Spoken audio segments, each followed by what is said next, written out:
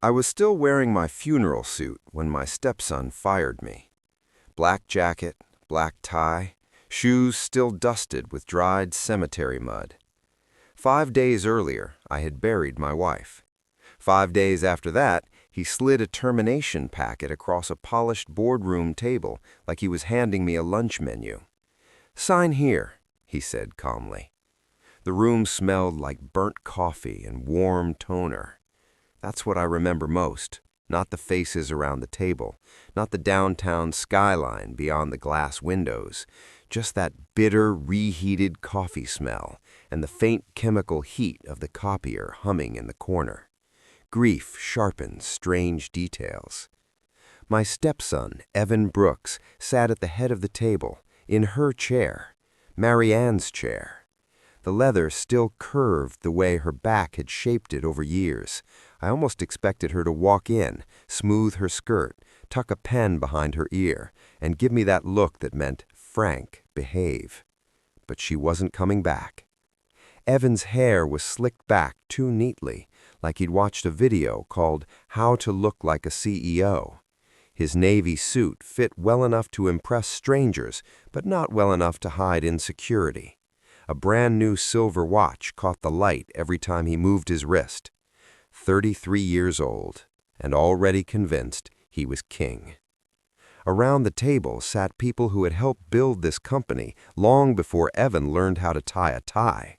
Mark, our CFO, 56, Toledo-born, the kind of man who remembered numbers and birthdays without writing them down. Rita, from operations, 49, sharp-eyed, could smell a bad deal before it was spoken out loud. Dennis, the board chair, 61, Rotary Club handshake, wintergreen mints always in his pocket. They all wore the same expression, sympathy mixed with fear, because no one expected this meeting to be about firing me. Evan cleared his throat. The sound echoed because no one else was speaking. Even the HVAC system seemed to hush.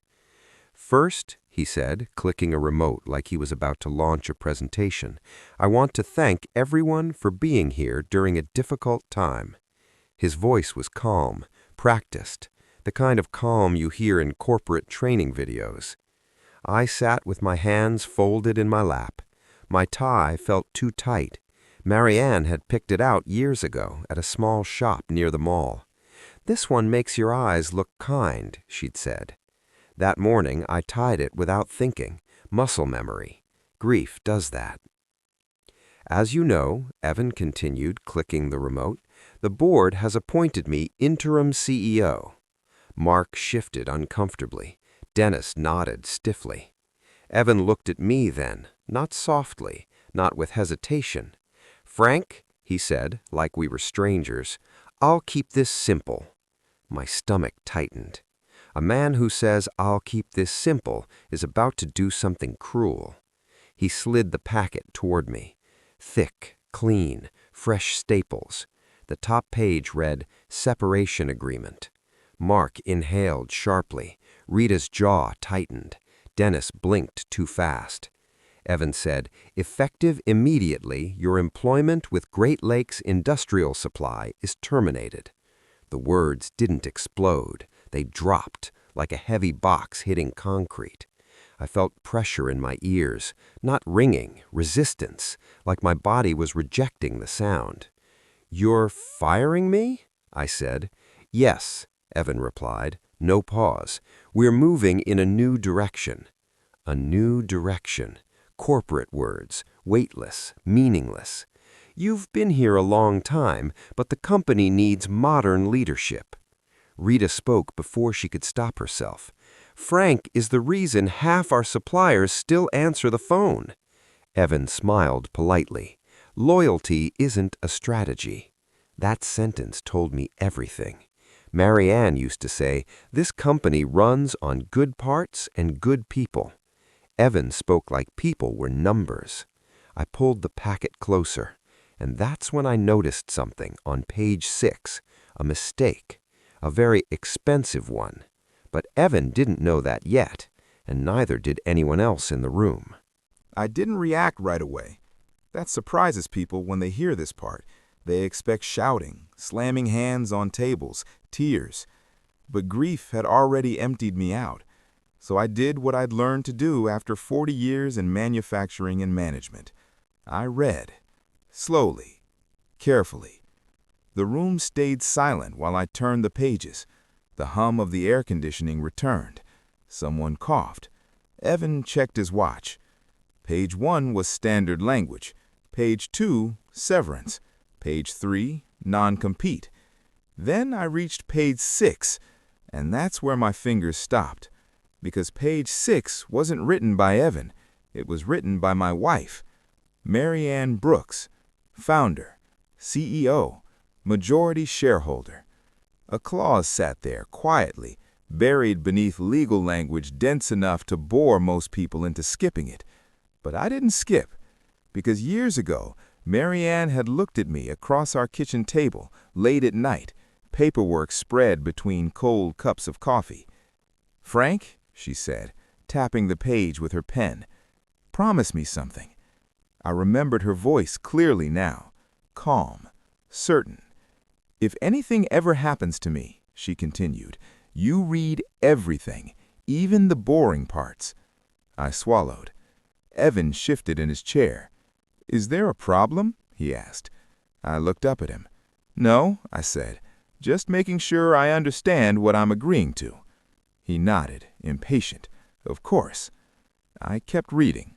Clause 6.3, Executive Continuity Provision.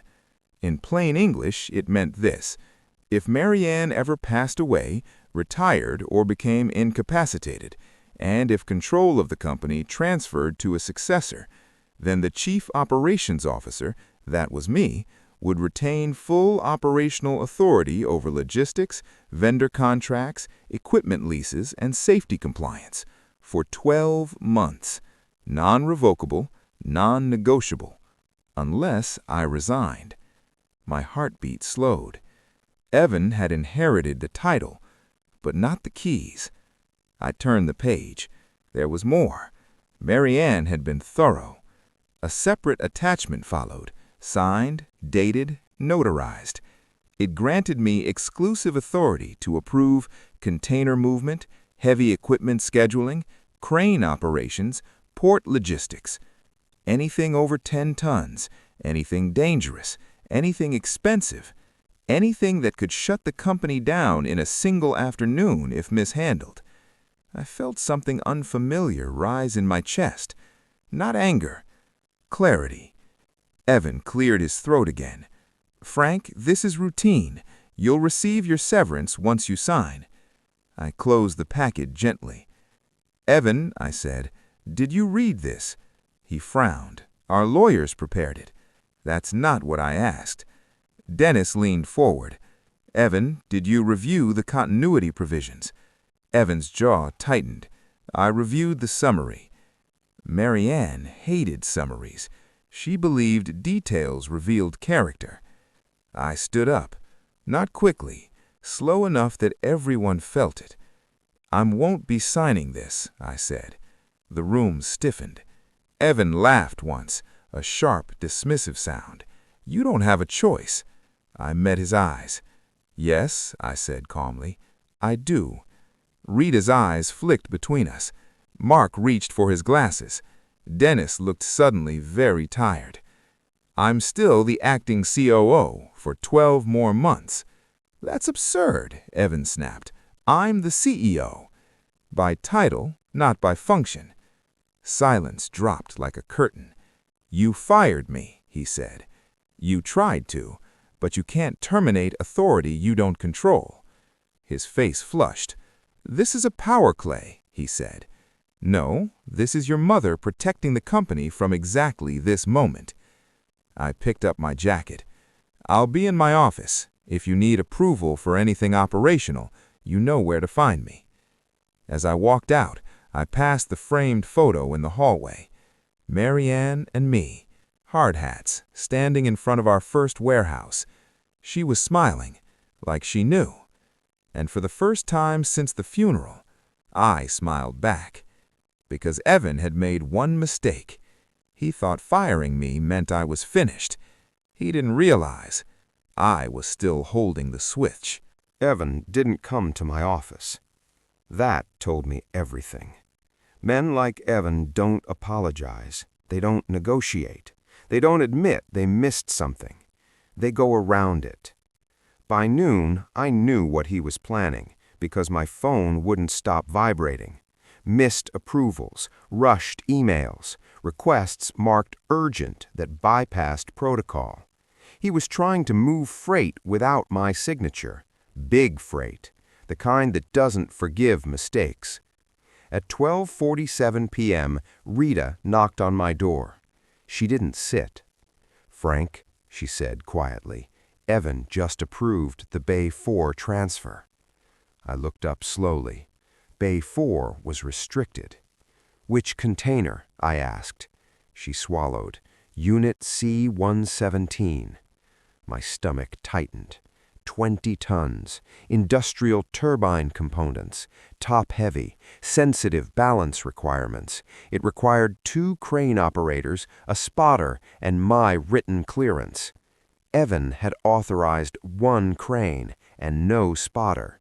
He said the delay was costing money, Rita added. He told ops to proceed. I stood up, not angry, focused. "Stop it," I said. "We tried," she replied. "They're already lifting." I walked fast, but I didn't run. Running causes panic, and panic causes accidents. When I reached Bay 4, the air felt wrong, too quiet. Workers stood frozen, eyes locked upward. The container was suspended 15 feet in the air, swaying just slightly. The cable was under strain it wasn't rated for.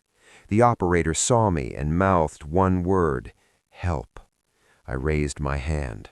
"Hold position," I called out. The radio crackled.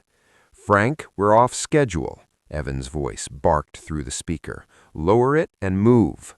I grabbed the radio. "Frank," I said calmly, "cut the lift, now." "You don't give orders anymore," he snapped. I looked up. The container shifted again, a few inches. That was all it takes. "Frank," I said, my voice sharper now, "you're risking lives." Silence. Then arrogance. "Proceed," he said. The crane groaned. Metal screamed. The cable snapped. Time slowed the way it does right before disaster. The container didn't fall straight. It tipped, crashing sideways into the loading bay. Concrete exploded. Steel buckled. The sound was thunderous, violent, but mercifully no one was underneath. Dust filled the air. Alarms screamed. Workers scattered. I stood there, unmoving, because I already knew what this meant. Millions in damage, immediate OSHA investigation, port authority shut down, every contract frozen. Evan arrived 10 minutes later, pale, sweating, trying to look in control. "What happened?" he demanded. I turned to him. "You overruled safety protocol," I said, "without authority." He opened his mouth. Dennis stepped in. "Evan," he said quietly, "this is bad." "No," I replied, "this is documented." I held up my phone. I had recorded the radio exchange, every word, every command. Rita stood beside me, clipboard in hand. "So did I," she said. The port inspector arrived within the hour, then OSHA, then the insurance adjusters. Questions were asked, paperwork was pulled, and one fact became painfully clear. Evan had acted without operational clearance. By evening, the board reconvened. Emergency session. Different room, different tone. Evan didn't sit at the head of the table this time. Dennis looked at me. "Frank," he said, "we owe you an apology." I nodded once. I warned him, and he ignored it. Evan stood up. "This is sabotage," he shouted. "He wanted this to happen." I met his eyes. "No," I said evenly. "I wanted you to stop." Silence followed. The board voted unanimously. Evan was suspended pending investigation. His title meant nothing now. His confidence was gone. Dennis cleared his throat. "Frank," he said, "we're asking you to remain as acting COO indefinitely." I looked at the empty chair where Evan had been sitting, then at Marianne's name etched into the wall plaque behind us. "I'll stay," I said, "for the company. Not for power, not for revenge, for responsibility." As the meeting ended, Dennis paused beside me. "She knew," he said softly. "Yes," I replied, "she did." That night, I went home alone. I poured a glass of water, sat in the dark, and finally let myself breathe. Because power doesn't shout, it doesn't rush, and it doesn't need permission from people who don't respect it. Evan thought firing me would make me disappear. Instead, he showed everyone why his mother trusted him and why she never trusted him.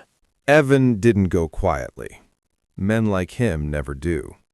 By the next morning, the story was already out, twisted, polished, and fed to the press like a rehearsed confession. Senior operations consultant ignored orders, caused crane failure. That was the headline. My name wasn't in bold yet, but it didn't need to be. Anyone who knew the company knew exactly who they were pointing at. Dennis called me at 6:12 a.m. "They're coming after you," he said, publicly. "I expected that," I replied, calm. "What matters is what you do next." A pause. "We're calling an all-hands meeting," he said. "Media will be present." I closed my eyes for a second. "All right," I said. "It's time." The auditorium was full by noon. Employees, union reps, 2 local news crews, 1 national business correspondent. Evan stood near the stage, arms crossed, jaw tight, playing the victim perfectly.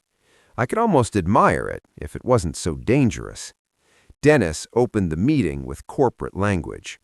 "Yesterday's incident was a tragic operational failure," Evan interrupted, "caused by outdated oversight and internal resistance to modernization," he said loudly, glancing straight at me.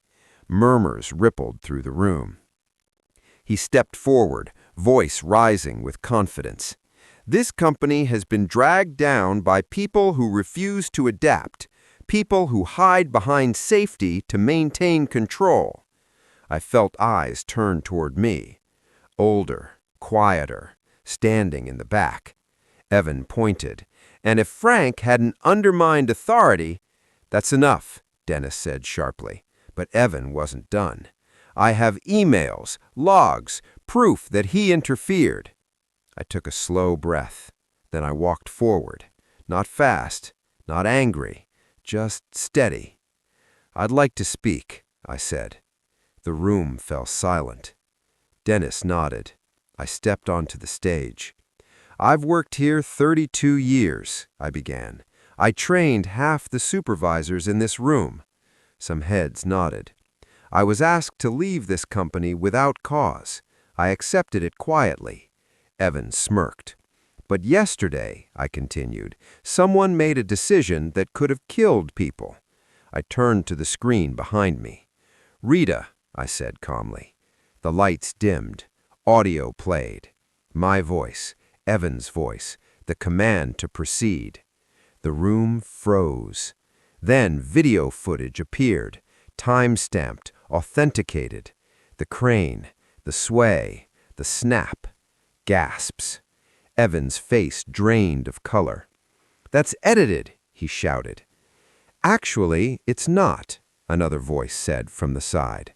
An older woman stepped forward, gray hair, navy blazer, calm authority. The same one from Golden Meadows, the same one from the parking lot, Marianne's attorney. "I represent the estate of Marianne Cole, former CEO." The room went dead quiet.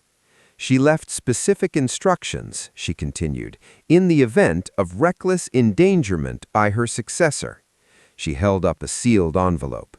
"Mr. Cole," she turned to Evan, This letter is addressed to you." Evan shook his head. "This is a setup." The attorney opened the letter and read, "If you are hearing this, Evan, it means you failed to listen. You were given power, not wisdom. Frank was never your obstacle. He was your safeguard." People stared at Evan now, not with confusion, but understanding. "I trust Frank Hill with this company because he values lives over margins. If you overrule him, you prove me right." The attorney lowered the letter. "The board has been provided this document, along with clauses you clearly violated." Dennis stepped forward. "Effective immediately, Evan Cole is terminated." The word echoed.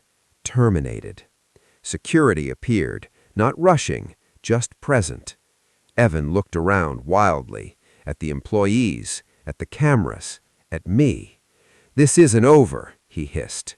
I met his eyes. "It is," I said quietly. "You just didn't see it coming."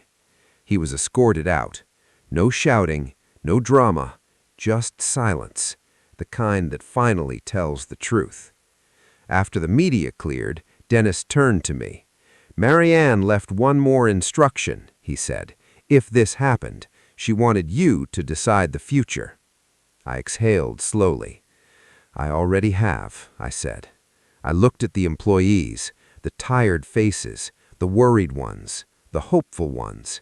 We rebuild, slow, safe, together. Applause started small, then grew. That night, I went home and opened my mail. Inside was a second letter, handwritten, from Marianne. "Frank, you were right about Evan. Thank you for staying longer than you should have. I hope one day you choose yourself." I folded the letter carefully, because for the first time in decades, I was ready. The building emptied slowly that evening. No celebrations, no victory speeches, just people going back to work, lighter somehow, like a weight had been lifted without anyone needing to talk about it. I stayed behind. Marianne's office was still exactly the way she'd left it. The lamp angled just right, the framed photo of us at Cedar Point, sunburned and laughing, the faint smell of her lavender hand lotion still clinging to the air like it refused to leave. Dennis knocked softly on the doorframe. "They're asking what you want to be called," he said. "Chairman, interim CEO, majority owner?" I smiled faintly. "I just want to be Frank," I said. He nodded, understanding more than he said. Evan didn't try to fight it after that. The evidence was airtight. The recording, the violation, the letter. Within a week, the story shifted. Headlines changed. Former CEO removed after safety violations. Board reinstates worker-first policies. Evan disappeared from the news cycle the way men like him always do. Not in flames, but in silence. Last I heard, the investors dropped him. The lawsuit settled quietly, and his name stopped opening doors. Around here, that's worse than public shame. On Friday afternoon, I walked the floor again. Not as an owner, not as a boss, just as someone who belonged. Tom Riley waved from Bay 2. Sharon smiled from purchasing. Someone taped a handwritten sign near the break room. "We're still here." I stopped at it longer than I meant to. Later that night, I drove home along the river. Same road, same old truck, different weight in my chest. Grief doesn't leave. It changes shape. At home, I made tea the way Marianne liked it. 2 minutes, no more. I sat in her chair and watched the porch light flicker on. For the first time since the funeral, the house didn't feel hollow. It felt finished. A few weeks later, I signed the papers. Not a sale, not a takeover, a trust.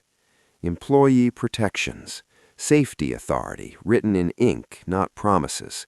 No single voice allowed to gamble with lives again. Dennis shook my hand when it was done. "She'd be proud," he said. I didn't answer. I just nodded. That night I went to the cemetery. The wind was sharp, lake cold, honest. I placed the brass paperclip at the base of her stone again. "Quiet men finish things," I said softly. And this time I believed it. I didn't win. I endured. And sometimes that's the only victory that lasts. He thought firing me ended the story. He didn't know I owned the ending. If you've ever been underestimated, pushed aside, or written off too soon, remember this. Patience isn't weakness. Silence isn't surrender. Quiet men finish things. Follow for more true-style stories of justice, resilience, and quiet revenge.